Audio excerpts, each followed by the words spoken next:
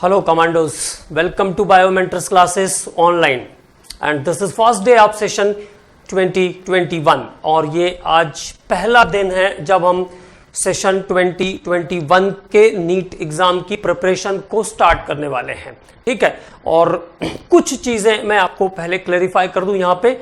जो हमारे पुराने स्टूडेंट्स हैं उनके लिए देखिए, जो नोट्स है या जो मैटर है वो बहुत ज़्यादा चेंज नहीं होगा, थोड़ी बहुत चीज़ें चेंज होंगी, थोड़े बहुत एग्जाम्पल्स चेंज होंगे, उसमें बहुत ज़्यादा ट्रेमेंडस चेंज थ्योरी में नहीं आ सकता है क्योंकि केमिस्ट्री तो चेंज हो नहीं सकती ना, तो बहुत ट्रेमेंडस चेंज नहीं होगा। थोड़ी बहुत चीज़ें कहीं पर नई आपको मिल सकती है, थोड़े बहुत एग्जाम्पल्स आपको नए मिलेंगे। ठीक है, तो जो प्रिपरेशन का तरीका होगा, जो +2 के स्टूडेंट हैं, 11th वाले जो बच्चे हैं, पहले उनकी बात कर लें तो उनको तो सब कुछ everything is to be noted, उनको सब कुछ एक फाइनल एक रजिस्टर में लाइन टू लाइन लिखना है, लिखने के बाद उसको याद करना है और रोज चीज़ों को रिवाइज करना है। जैसे आज मैंने 2 पेजेस पढ़ाए तो वो 2 पेज रिवाइज करना है, कल 4 पेज हो जाएंगे तो 2 और 2 4 हो गए, तो चारों पेज एक बार रिवाइज करना है। तो ये तरीका होगा आपका आगे लेके चलने का सिलेबस को। और जो 12th वाले बच्चे हैं जिन्होंने 11th वाले यूनिट्स को पढ़ रखा है पहले से, अगर वो मेडिकल एंट्रांस या नीट को एक ही बार में 12th के साथ साथ क्लियर करना चाहते हैं तो उनके लिए सबसे अच्छा तरीका यह है कि वो 11th वाले पोर्शन को एक बार रिवाइज करें, उस पर रिवाइज करने के बाद उसके क्वेश्चंस को सॉल्व कर लें और आगे अपने 12th वाले पोर्शन पर भी ध्यान देते हुए चले, मतलब उनको डबल काम करना है। और जो हमारे बच्चे ड्रॉपर वाले हैं उनको यह है कि थ्योरी उनको पढ़ना भी है, थ्योरी उनको लिखना भी है और 11th और 12th दोनों के नोट्स को साथ में कंप्लीट करते हुए, दोनों जैसे केमिस्ट्री में 2 यूनिट एक साथ स्टार्ट होगा, स्ट्रक्चर ऑफ एटम और सॉल्यूशन, तो दोनों यूनिट के क्वेश्चंस करने हैं, दोनों यूनिट के जो प्रॉब्लम्स हैं, जो क्वेश्चंस हैं, उनको ऑब्जेक्टिव बुक से भी सॉल्व करना है। ठीक है, तो बर्डन थोड़ा फील होगा शुरू में, लेकिन धीरे धीरे ये चीजें आपके हैबिट में आ जाएगी और जब हैबिट में आ जाएंगी चीजें तब आपको ये ज्यादा लेंदी नहीं लगेगा। शुरुआती दौर में थोड़ा सा दिक्कत होगा, 11th भी है 12th भी है और दोनों साथ साथ कंटिन्यूएशन में रहेगा, तो दोनों चैप्टर के क्वेश्चंस आपको रोज लगाने हैं और उनको रोज रिवाइज भी करना है। तो ठीक है, अभी हमारे पास सफिशिएंट टाइम भी है, जब तक स्कूल्स ओपन होंगे तब तक ये प्रैक्टिस आपकी हो जाएगी। ठीक है ना, तो आपको क्या ध्यान रखना है, सिलेबस को रेगुलरली करना है, उसको रिवाइज करना है और उसके हिसाब से धीरे धीरे आगे बढ़ना है और रोज ऑब्जेक्टिव क्वेश्चंस लगाने की हैबिट डालनी है, रोज ऑब्जेक्टिव क्वेश्चंस लगाने हैं। ठीक है, दूसरी बात यह है कि जहां भी हमको ये लगता है कि ये पार्ट हमारा वीक है, ये पार्ट हमारा वीक है, जहां भी हमको ये फील आता है कि ये पार्ट हमारा वीक है, उस पर स्पेसिफिकली काम करना है, उस पर स्पेसिफिकली काम करना है। ऐसा उसको स्किप करने की कोशिश नहीं करना है, ये नहीं सोचना है कि ये वीक है तो इसको छोड़ देते हैं, ऐसा नहीं सोचना है। उस पर हमें स्पेसिफिक वर्कआउट करना है जिससे कि वो पार्ट हमारा स्ट्रांग हो जाए। ठीक, जैसे मोस्टली जो कैलकुलेशन वाला पोर्शन होता है, हमको टेबल याद नहीं होती तो कैलकुलेशन करने में टाइम लगता है, तो फर्स्ट ऑफ ऑल हमको टेबल पूरी याद करनी है 20 तक की। ठीक है, और कैलकुलेशन की भी हमको रोज प्रैक्टिस करनी है, कैलकुलेशन की रोज प्रैक्टिस करनी है। मैं भी आपके साथ जब भी हम क्वेश्चन करेंगे तो कैलकुलेशन करेंगे ही करेंगे, इसके साथ आपको भी ध्यान रखना है, रोज कुछ क्वेश्चंस की कैलकुलेशन करनी है। और देखिए, जो भी टॉपिक चल रहा है उसमें बेसिकली आपका मेरे तरफ से क्या होमवर्क होगा, जैसे मैंने जो भी चीज़ आपको पढ़ाया है उसमें आपको ये ध्यान रखना है कि जब भी आपके पास थोड़ा टाइम रहे तो आप अपनी बुक को एक बार जरूर रीड करें, एक बार बुक को रीड करें, उसमें अगर कोई ऐसा पॉइंट मिल रहा है जो बाई चांस मैंने नहीं बताया है तो उसको आप दोबारा से नोट कर लें। ठीक है, तो ये इंस्ट्रक्शंस है, इसके आधार पे हमको आगे चलना है और बहुत आसानी से हम क्रैक कर सकते हैं एग्जाम को, ऐसा कोई दिक्कत नहीं है, कोई प्रॉब्लम नहीं होने वाला है। बस हमें इस बात का फुल कॉन्फिडेंस होना चाहिए कि हम कर लेंगे, कोई प्रॉब्लम क्रिएट नहीं होगी। ठीक है कमांडोस, तो ये एक इंपॉर्टेंट इंफॉर्मेशन है आपके लिए और एक मेरी तरफ से एक बात आपके लिए, हालांकि मैं सिंगर नहीं हूं, मेरी आवाज भी बहुत अच्छी नहीं है, लेकिन फिर भी मैं ये चाहता हूं कि ये चीज मैं आपको आज यहीं से हम लोग आज के सिलेबस को प्रारंभ करेंगे। आज स्ट्रक्चर ऑफ एटम को हम प्रारंभ करने वाले हैं, लेकिन उसके पहले एक छोटी सी इंफॉर्मेशन, एक छोटा सा गीत मैं आपको सुनाऊंगा, उसके बाद हम लोग इस चीज को स्टार्ट करेंगे, आज के सिलेबस को स्टार्ट करेंगे, क्योंकि लंबी जर्नी है और बहुत इंजॉय के साथ हमको पढ़ना है। किसी भी चीज का हमको टेंशन नहीं लेना है, क्योंकि टेंशन लेने से तो सिलेक्शन होगा नहीं, सिलेक्शन तो पढ़ने से होगा, सिलेक्शन मेहनत करने से होगा। तो हमको मेहनत करना है, संघर्ष करना है, टीचर्स की बात माननी है और सभी की बात माननी है, जो भी आपके सराउंडिंग्स में उन सबकी ब्लेसिंग्स आपको इकट्ठा करनी है अब आगे आने वाले समय में, ठीक है। तो ये हमारे सिलेक्शन के लिए बहुत जरूरी क्राइटेरिया है कि हम किसी को हर्ट ना करें, सबकी ब्लेसिंग्स हमारे साथ हो। ओके, तो चलिए एक छोटा सा गीत, उसके बाद हम लोग फिर ये अपना सिलेबस स्टार्ट करेंगे, ठीक है। तो मेरी तरफ से आपके लिए जो इच्छा है मेरी आगे आने वाले समय के लिए, कैसा मैं चाहता हूं, उसके हिसाब से ही मैंने इसको सेलेक्ट किया है आपके लिए।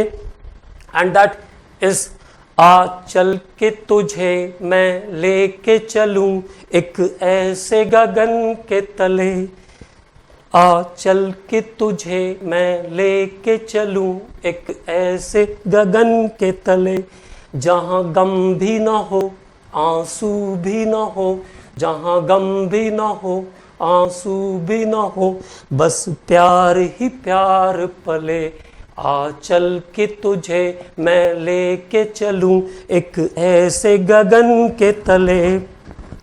सूरज की किरण से, सूरज की पहली किरण से आशा का सबेरा जागे, सूरज की पहली किरण से आशा का सबेरा जागे, चंदा की किरण से घुलकर घन घोर अंधेरा भागे, चंदा की किरण से घुलकर घन घोर अंधेरा भागे, कभी धूप खिले कभी छांव मिले, लंबी सी डगर न खले, जहां गम भी ना हो आंसू भी ना हो, बस प्यार ही प्यार पले, आ चल के तुझे मैं लेके चलूं एक ऐसे गगन के तले। Okay, thank you. Then start the subject, और सब्जेक्ट को स्टार्ट करेंगे हम लोग स्ट्रक्चर ऑफ एटम से, ठीक है। तो the unit of year 2021 is first unit for class 11th, structure of atom. तो हम लोग अब बात करेंगे एटम के बारे में, और स्ट्रक्चर ऑफ एटम इसलिए स्टार्ट करते हैं क्योंकि ये सबसे बेसिक यूनिट है और सभी चीजें आप आसानी से यहां से चलने के बाद समझ पाते हैं, बहुत अच्छे से चीजों को समझ पाते हैं, ठीक है। तो पहले बात करेंगे हम एटम के बारे में। तो सबसे पहला पॉइंट बात करेंगे एटम के बारे में। It is derived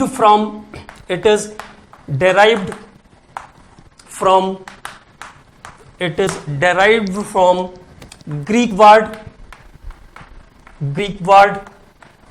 it is derived from Greek word atomio। इसका डेरिवेशन जो हुआ है वो ग्रीक वर्ड एटोमियो से हुआ है। It is derived from a Greek word atomio। it means indivisible, अभाज्य, जिसे विभाजित नहीं किया जा सकता है, can not be further divided. तो atom is derived from atomio, a Greek word atomio। it means indivisible, जो इंडिविजिबल है, जिसको डिवाइड नहीं किया जा सकता है, ये इसके नाम का बेसिक्स है। ओके, तो atom is derived from a Greek word atomio। it means indivisible, जिसको हम फिर से डिवाइड नहीं कर सकते हैं। अब आगे बात करेंगे एटॉमिक थ्योरी के बारे में। तो next point is atomic theory.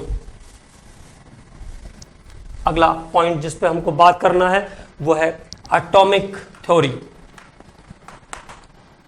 और एटॉमिक थ्योरी के अंदर हम एटम को कैरेक्टराइज करते हैं। एटम के कैरेक्टराइजेशन से रिलेटेड है एटॉमिक थ्योरी, ठीक है। Atomic theory was given by John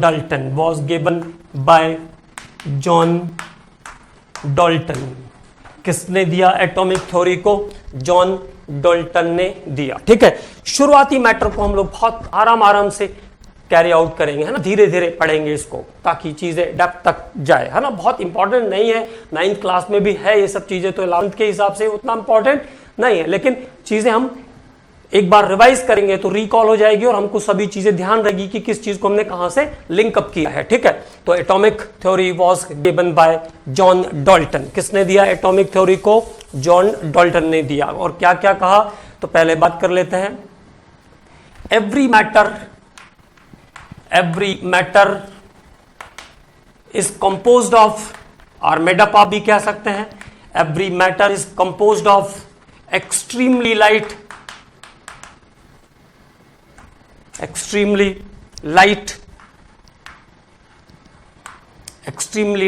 indivisible particle,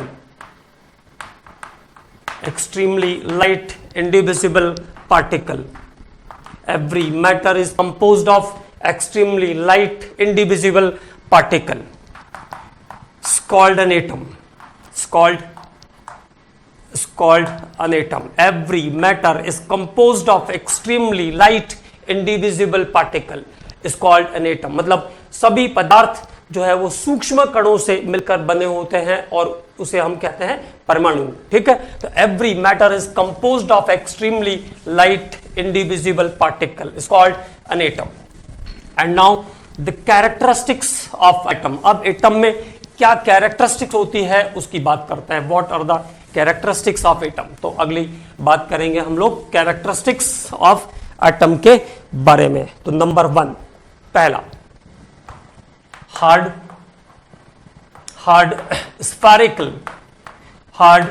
spherical and elastic. Atom कैसा होता है? हार्ड, स्फेरिकल और elastic. Hard, spherical and elastic. Atom is hard, spherical and elastic. ठीक है, हार्ड, स्फेरिकल और इलास्टिक, जिसमें इलास्टिसिटी की प्रॉपर्टी होती है जिससे हम उसको स्ट्रेच कर सकते हैं, और स्ट्रेचेबिलिटी के कारण ही किसी मेटल को आप स्ट्रेच कर पाते हो। जो भी उसमें स्ट्रेचेबिलिटी आती है वो इलास्टिक कैरेक्टर के कारण आती है। Hard, spherical and elastic. Number 2, can not be further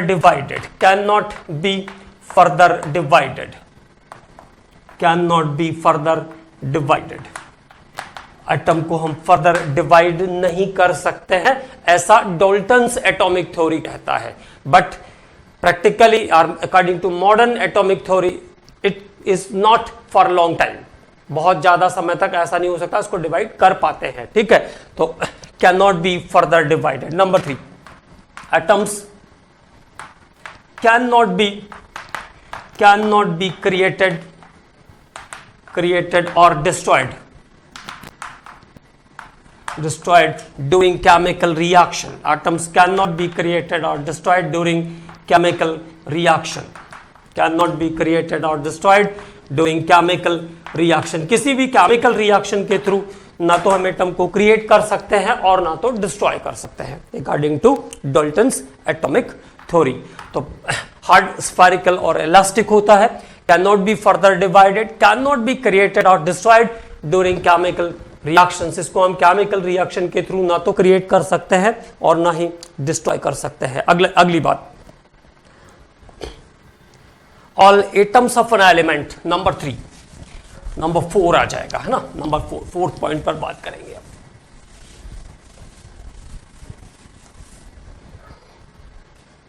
all atoms of an element,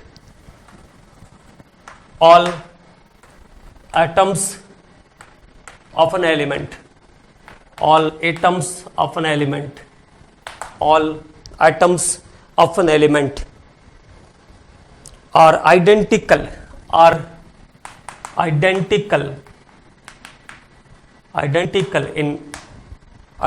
in mass and properties, identical in mass and properties, and this statement is also wrong according to modern atomic theory. modern atomic theory से देखेंगे हम तो ये statement भी incorrect हो जाएगा, but according to Dalton's atomic theory all atoms of an elements are identical in mass and property. but अगर modern से देखें तो जैसे हाइड्रोजन है तो हाइड्रोजन के एटम्स प्रोटियम, ड्यूट्रियम और tritium, all have different property and all have different masses, सभी के मासेस अलग अलग है, सभी की प्रॉपर्टीज भी अलग अलग है, बट हम लोग डाल्टन्स एटॉमिक थ्योरी के बारे में बात कर रहे हैं। अगला point,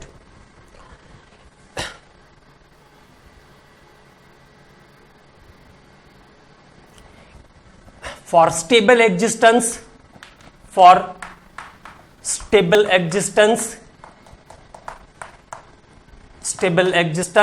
atom combined to form molecule, for stable existence atom combined to form molecule, और अपने एग्जिस्टेंस को मेंटेन करने के लिए एटम दूसरे एटम के साथ कंबाइन करके क्या करता है, मॉलिक्यूल बनाता है, जैसे hydrogen, nitrogen, chlorine, like this, ठीक है। तो फोर्थ पॉइंट था all atoms of an element is identical in masses and properties. Fifth point पे हमने लिखा all for stable existence atom combine to form molecule, और अपने एग्जिस्टेंस को स्टेबल करने के लिए, अपने एग्जिस्टेंस को बनाने के लिए एटम कंबाइन करके क्या करता है, मॉलिक्यूल का फॉर्मेशन करता है, ठीक है। A chemical reaction is arrangement of atoms, a chemical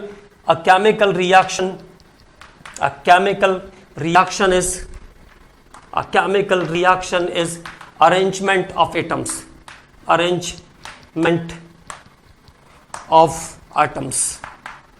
arrangement of atoms, a chemical reaction is arrangement of atoms। और इसके बाद डाल्टन ने ऐसा भी कहा कि the chemical reaction is due to smaller size of atom, जबकि ये बात भी रॉन्ग है, क्योंकि जिसकी बैलेंस ही फ्री होती है वो रिएक्ट करेगा, और वो अपने साइज के कारण रिएक्ट नहीं करता है, साइज के कारण कंबाइंड नहीं करता है, ठीक है।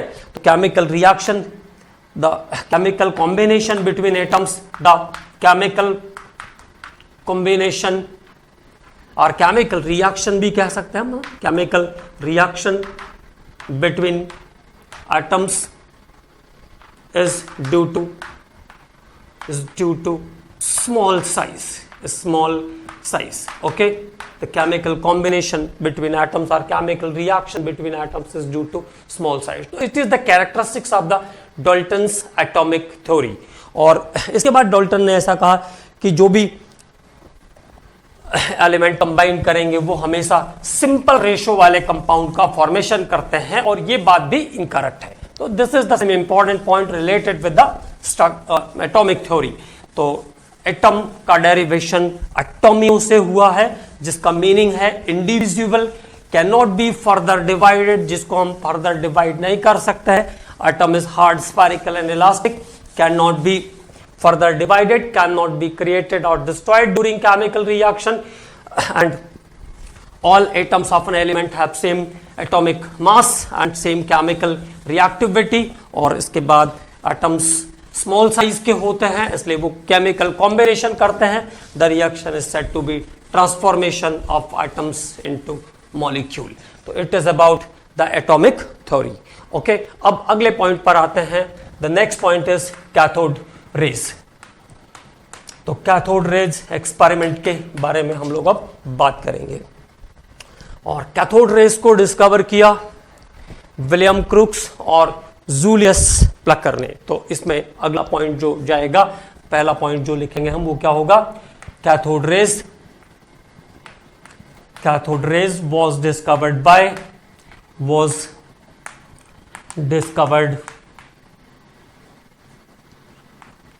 was discovered by William Crookes and Julius Plucker। William Crookes and Julius Plucker। Cathode rays was discovered by William Crookes and Julius Plucker। William Crookes और Julius Plucker ने डिस्कवर किया कैथोड रेस को। और देखिए कैथोड रेस कि discovery का जो experiment है उसमें क्या क्या बातें हमको ध्यान रखना है, उस टॉपिक पे आप काम करेंगे। तो कैथोड रेज की डिस्कवरी के बारे में बात करते हैं। कैथोड रेज को डिस्कवर किया विलियम क्रूक्स और जूलियस प्लकर ने, यहां तक याद हो गया। अब आगे चलते हैं। कैथोड रेज की डिस्कवरी के लिए एक ग्लास ट्यूब यूज करते हैं, that glass tube is called discharge tube, और इस ग्लास ट्यूब को हम कहते हैं discharge tube. That glass tube is called discharge tube, जिसमें एक साइड पर कैथोड और एक साइड पर एनोड होगा। दो इलेक्ट्रोड्स इसमें प्रेजेंट रहते हैं, one side is the cathode and another side is the anode. एक साइड पे कैथोड होगा और एक साइड पर एनोड होगा। One side is cathode and another side is anode. और this glass tube is called discharge tube. तो यहां से इसका डिस्क्रिप्शन भी शुरू कर लेते हैं। इसको कहेंगे डिस्चार्ज ट्यूब। और बहुत ही लो प्रेशर पर इसमें क्या काम करते हैं, लो प्रेशर पर इसमें गैस को फिल करते हैं। Gas is filled in the discharge tube at a very low pressure. Gas is filled in the discharge tube at a very low pressure. Low pressure पर इसमें गैस को fill up करेंगे। Fill up करने के बाद ओके, एक एंड हो गया इसका कैथोड, अनदर एंड हो जाएगा इसका एनोड। तो एनोड इज पॉजिटिव और cathode is the negative. Cathode is the negative pole, ठीक है। और यहां पे हाई वोल्टेज जनरेट करने का अरेंजमेंट रहेगा। हाई वोल्टेज को जनरेट करने का arrangement. And this discharge tube को क्लोज करने के लिए यहां से इसका वो रहेगा सिस्टम, है ना, ठीक। And some gas is placed in discharge tube and then it is electrically sparked. Some invisible radiations are generated here. कुछ इनविजिबल रेडिएशन जनरेट होंगे and that radiations are move towards cathode, और ये radiation move towards anode, और ये radiation cathode की तरफ से anode की तरफ को मूव होंगे। And it produce greenish glow on the wall of discharge tube and this radiations are known, these radiations are known as cathode rays. तो what is the cathode rays का ये डेफिनेशन हुआ। क्या क्या चीजें ध्यान रखनी है। Some gas is placed in discharge tube at a very low pressure and then it is electrically sparked. Some invisible radiations are generated and these radiations are moved towards anode, और ये radiation anode की तरफ को move करता है, move towards anode, and the rays are made up of the particle. That particle rays is called cathode rays, और इसको हम क्या कहते हैं, कैथोड रेज कहते हैं। तो मैं आता हूं डेफिनेशन पर, पहले हम लोग इसको डायग्राम को देख लें। तो ये कैथोड रेज की डिस्कवरी का एक्सपेरिमेंट, ये डिस्चार्ज ट्यूब हुआ। एक पोल इसका कैथोड, एक पोल इसका एनोड, हाई पोटेंशियल, और डिस्चार्ज ट्यूब के अंदर गैस को फिल करने के बाद लो प्रेशर पर और हाई वोल्टेज प्रोड्यूस करने पर जो स्प्लिटिंग हुई, वहां से जो पार्टिकल्स निकले, that particles are move towards anode and it is known as cathode rays. जो पार्टिकल्स निकल रहे हैं जिस रेज के, वो एनोड की तरफ को मूव कर रहे हैं और उनको हम क्या कहेंगे, कैथोड रेज कहेंगे, ठीक है। अब बात करते हैं इसके बारे में, आगे लिखते हैं इसको। तो gas is introduce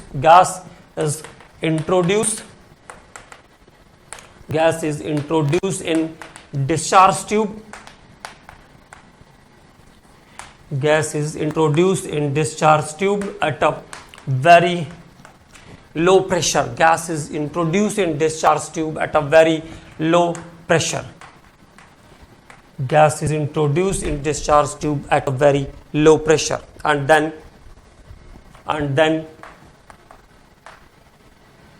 it is electrically sparked. It is electrically sparked. It is electrically sparked. It is electrically sparked. Some invisible radiations, some invisible radiation, some invisible radiations, some invisible radiations are released from cathode side. Some invisible radiations are released from cathode and move towards anode. Some invisible radiations are released from cathode and move towards anode. It is known as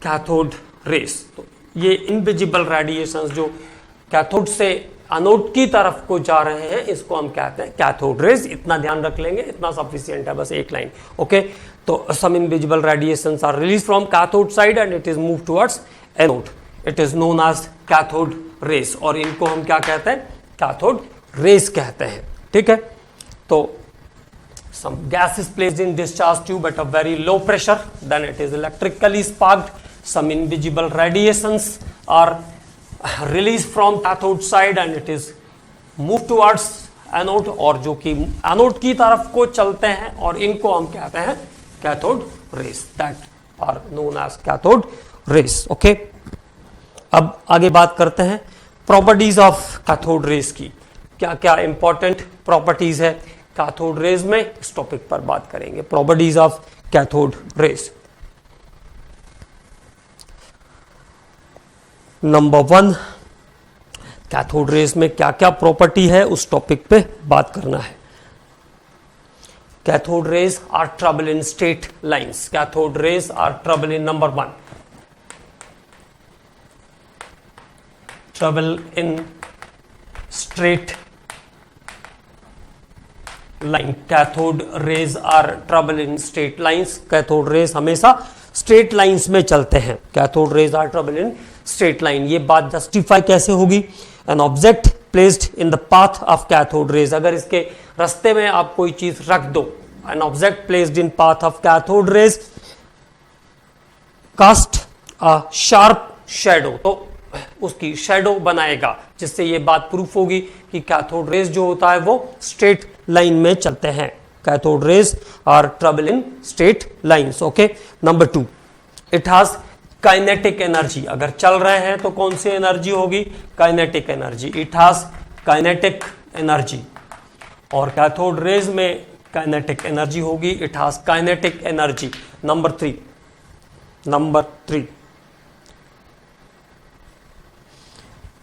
it produce hitting effect, it produce hitting effect, और ये hitting effect भी produce करेगा, it produce hitting effect। अगर किसी object पर इसको आप डालोगे, किसी ऑब्जेक्ट पर अगर आप इसको फोकस करोगे, या थिन मेटल फॉइल पर आप इसको फोकस करोगे, तो क्या करेगा, उसको हीट अप कर देगा, heat up the metal foil. Okay, तो heat up the thin metal foil, जिस पे इसको आप फोकस करोगे उस मेटल फॉइल को क्या करेगा, हीट कर देगा, तो इट प्रोड्यूस हीटिंग इफेक्ट। तो cathode raise trouble in straight line, it has kinetic energy, it produce heating effect, ये हीटिंग इफेक्ट प्रोड्यूस करेगा। इसके बाद इन electric field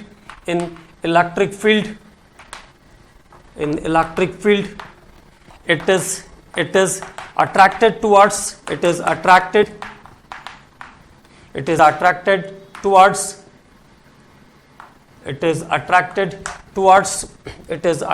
towards positive pole की तरफ अट्रैक्ट होगा, it is attracted towards positive pole, it means it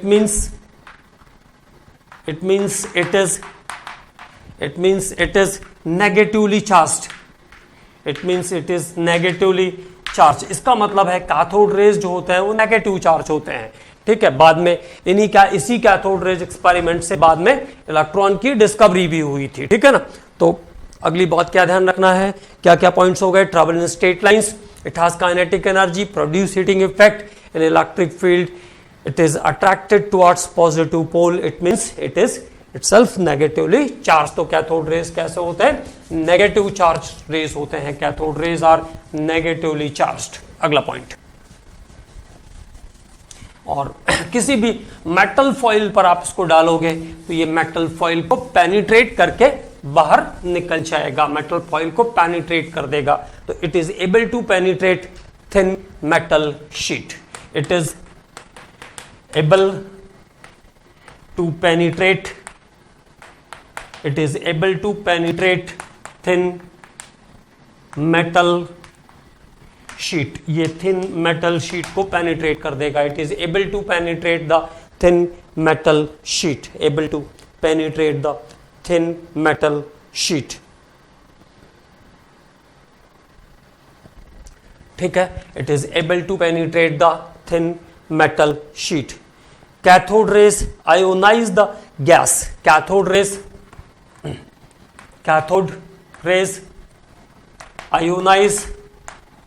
ionise the gases, cathode rays ionise the gases, energy के particle है, ठीक है। तो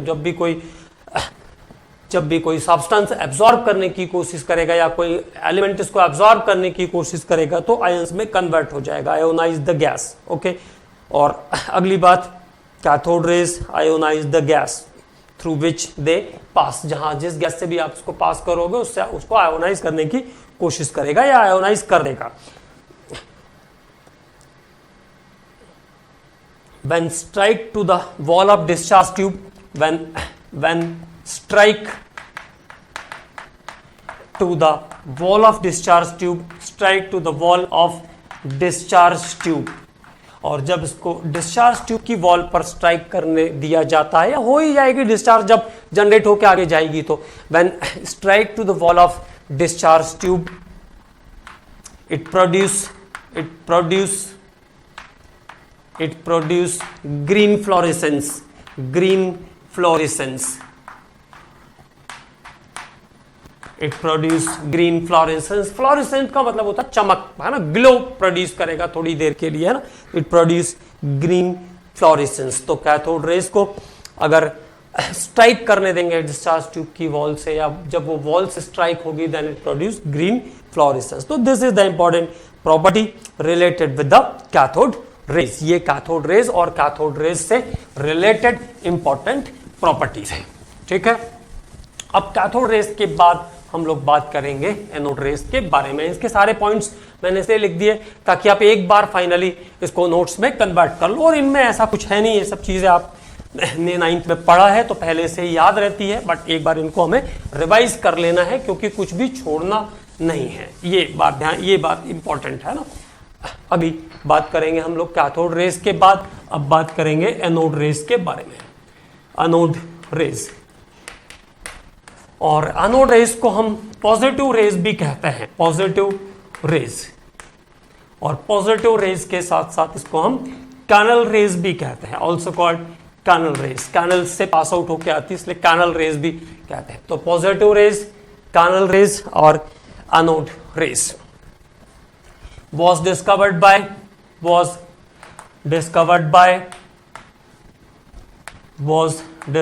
by यूजिन गोल्डस्टेन, और इसकी डिस्कवरी यूजिन गोल्डस्टेन ने किया, ये ध्यान रखना है।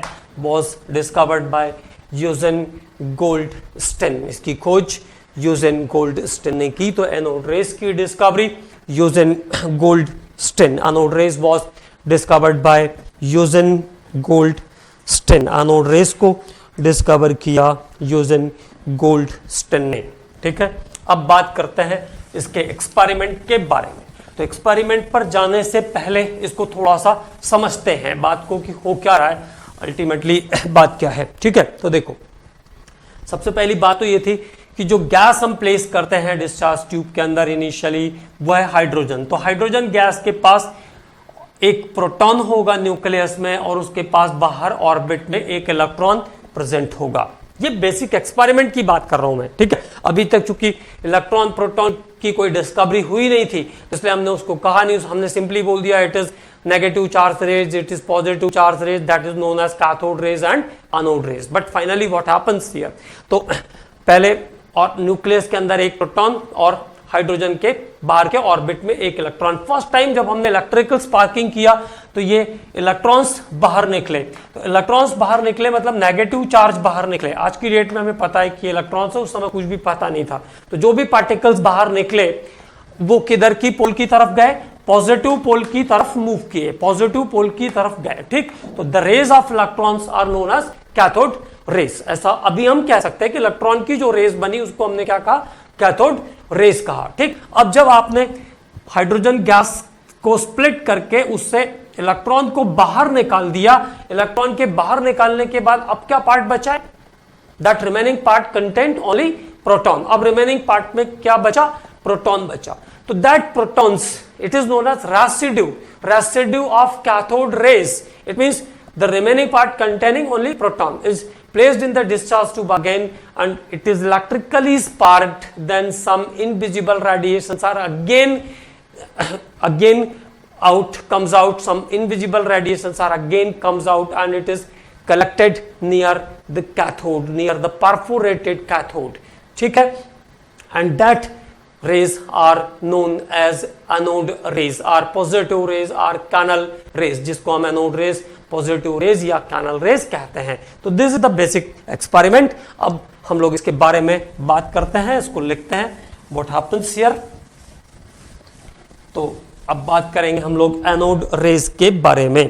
तो एनोड रेज एक्सपेरिमेंट के बारे में बात करते हैं. ठीक है,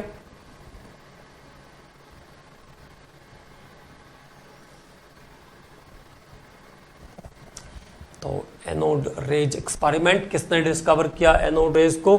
anode rays was discovered by Eugen Goldstein. Anode rays की डिस्कवरी यूजिन गोल्डस्टीन ने की. यूजिन गोल्डस्टीन ने एनोड रेज को डिस्कवर किया. ठीक है, यहां तक हम लोग पहुंच गए थे. ठीक है, anode rays was discovered by Eugen Goldstein. अब बात करते हैं इसके एक्सपेरिमेंट के बारे में. तो इसका जो एक्सपेरिमेंट है इसमें थोड़ा सा डिफरेंस आएगा as compare to cathode rays experiment, है ना. कैथोड रेज एक्सपेरिमेंट से थोड़ा सा इसमें डिफरेंसेस आपको देखने को मिलेंगे. यार anode is one side, anode यहां पे एक साइड पे रहेगा एंड देयर इज कैथोड और यहां पे सेकंड साइड पर रहेगा कैथोड. और कैथोड यहां पे जो रहेगा वो परफोरेटेड रहता है. परफोरेटेड मींस होल्स रहते हैं कैथोड के अंदर, छन्नी जैसा कैथोड रहता है. तो परफोरेटेड कैथोड इज देयर. तो anode one side and cathode is again here but it is perforated cathode. Perforated cathode का मतलब है जहां पे कैथोड के अंदर होल्स हैं, कैनल्स हैं कैथोड के अंदर, इसीलिए इसको कैनल रेज भी कहते हैं. ठीक है, तो कैथोड और फिर इसके बाद ये आपका वोल्टेज जो देने का सिस्टम है वो तो एज सेम एज ही रहेगा. और यहां से फिर ये दोनों प्लेट्स आपस में कनेक्टेड रहेगी. ये वोल्टेज गिवन करने का सिस्टम हो गया. यहां पे हाई वोल्टेज का अरेंजमेंट रहता है and then what happens, the residue is introduced here. The residue is introduced here. यहां पर रेसिड्यूज को जब डिस्चार्ज ट्यूब में प्लेस करने के बाद हाई टेम्परेचर दिया जाता है, हाई वोल्टेज दिया जाता है, तब स्प्लिटिंग होने के बाद जो पार्टिकल्स जनरेट होते हैं वो किधर पे आपको कलेक्टेड हुए दिखेंगे? एनोड के आसपास कलेक्टेड हुए आपको पार्टिकल्स मिलेंगे. Particles are collected near the anode cathode and it is known as anode rays. तो इसको हम कहते हैं एनोड रेज. तो अब आते हैं इसके डेफिनेशन पर. तो इसमें इंपॉर्टेंट बात क्या हो गई? किसने डिस्कवर किया? यूजिन गोल्डस्टीन ने डिस्कवर किया इसको. It was discovered by Eugen Goldstein. और ये इसकी कनेक्टिविटी, और कनेक्टिविटी के बाद discharge tube as it is है. डिस्चार्ज ट्यूब में कोई चेंज नहीं हुआ था, बस डिस्चार्ज ट्यूब में अरेंजमेंट को चेंज किया है ना. Arrangement is change during the experiment. और अब आगे बात करते हैं हम लोग इसके इस टॉपिक पर, एनोड रेज. तो आगे देखिए, residue of cathode raise. Residue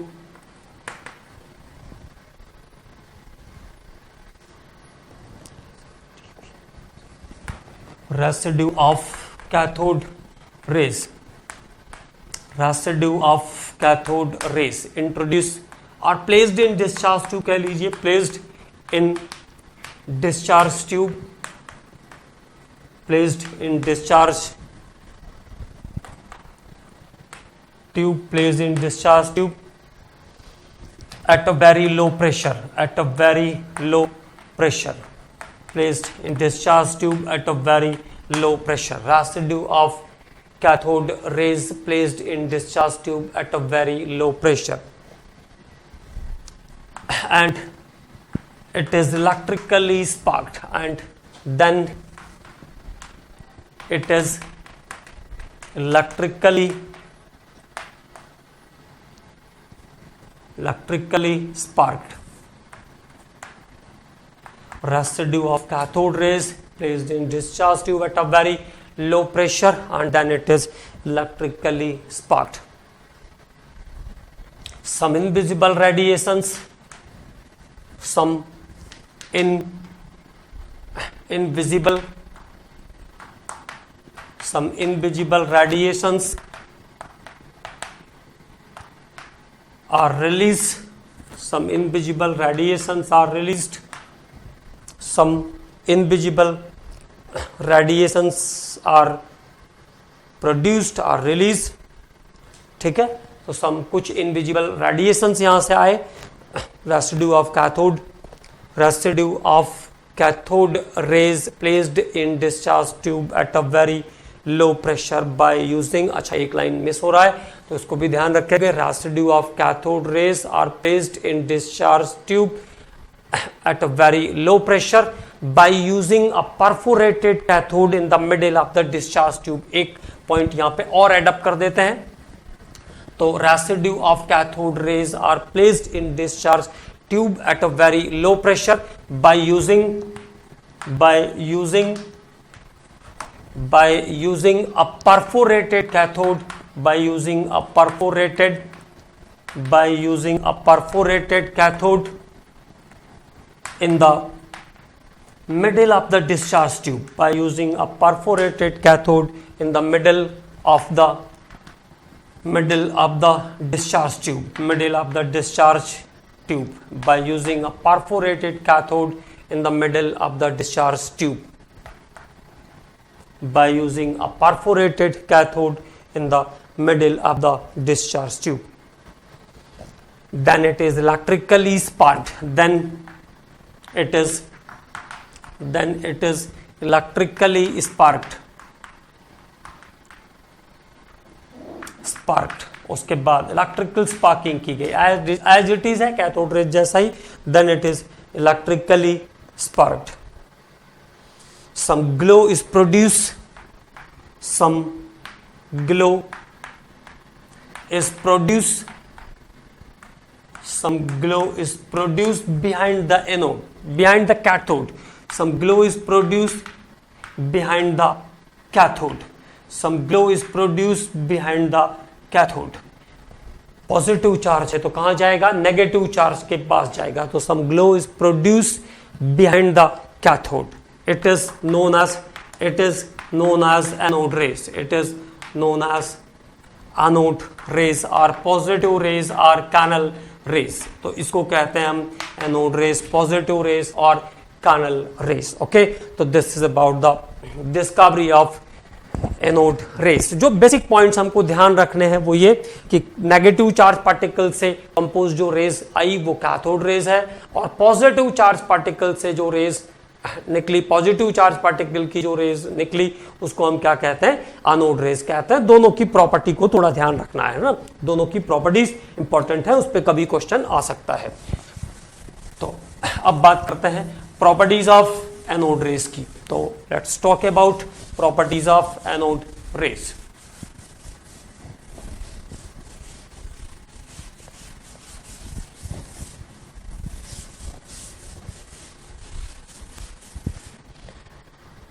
तो प्रॉपर्टीज ऑफ एनोड रेज, जैसे कैथोड रेज है वैसे ही एनोड रेज की भी प्रॉपर्टीज है. Properties of anode rays.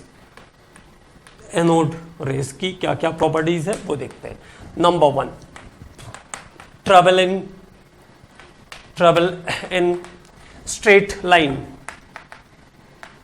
Travel in straight lines. ये straight line में चलते हैं क्योंकि जब भी आप इसके रास्ते में कुछ भी चीज रखेंगे तो आप ये शार्प शैडो बनाएगा, मतलब ये straight lines में मूव करते हैं. Number 2, it has kinetic energy. It has kinetic energy. इनमें kinetic energy होती है. It has kinetic energy. It has kinetic energy. Can penetrate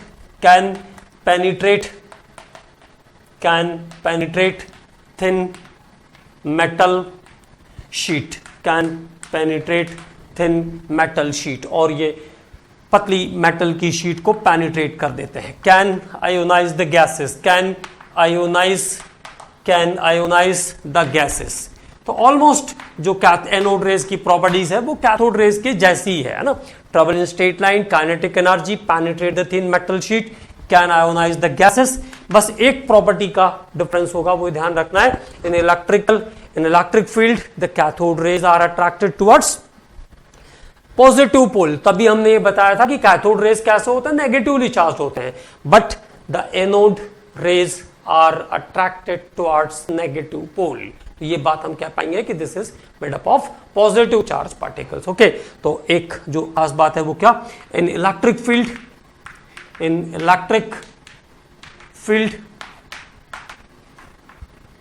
it is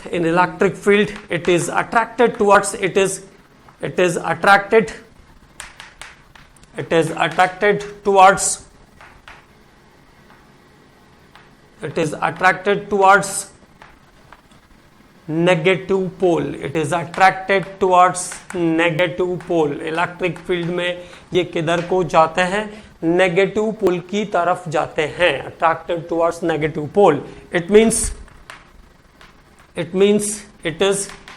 it is positively charged, it is positively charged। इसका मतलब है कि anode rays जो होते हैं वो पॉजिटिव चार्ज होते हैं, anode rays are positively charge. ठीक है, तो commandos, it is about the Thomson's, it is about the Dalton's atomic theory, cathode rays and anode rays experiment। और अगले लेक्चर में हम लोग बात करेंगे डिस्कवरी ऑफ इलेक्ट्रॉन, प्रोटॉन और न्यूट्रॉन के बारे में, और उससे रिलेटेड उसके बाद फिर अदर सब एटॉमिक पार्टिकल्स, अदर क्या क्या पार्टिकल्स और होते हैं उन पे भी बात करेंगे। Okay, thank you.